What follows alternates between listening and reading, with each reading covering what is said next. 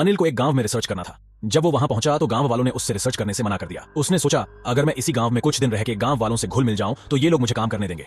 अनिल ने गांव के पास वाले हॉस्टल में रुकने का फैसला किया। उसने हॉस्टल में एडमिशन लिया और रूम में चला गया। उसके रूम में अनिल के साथ एक और लड़का भी रहने वाला था, चंदन। अनिल ने उससे बात की। अगले दिन चंदन ने अनिल को कॉलेज जाने के लिए बुलाया, पर अनिल ने मना कर दिया। सबके जाने के बाद अनिल भी बाहर चला गया। काम करते करते अनिल को पता नहीं चला कब रात के 1 बज गए। उसने सोचा पीछे के दरवाजे से हॉस्टल के अंदर जाना ठीक रहेगा। वो चुपके से पीछे के दरवाजे से हॉस्टल के अंदर घुस गया और अपने कमरे में चला गया।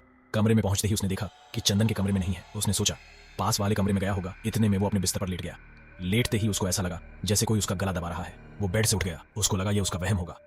अनिल दोबारा से सोने के लिए जा रहा था। अचानक लाइट चली गई और बाहर से अजीब सी फुसफुसाहट की आवाज आ रही थी। उसको लगा चंदन आ रहा है, इसलिए वो उठ के कमरे का दरवाजा खोला। जब उसने बाहर देखा कोई नहीं था। इतने में उसे पास वाले कमरे से अजीब फुसफुसाहट की आवाज आई।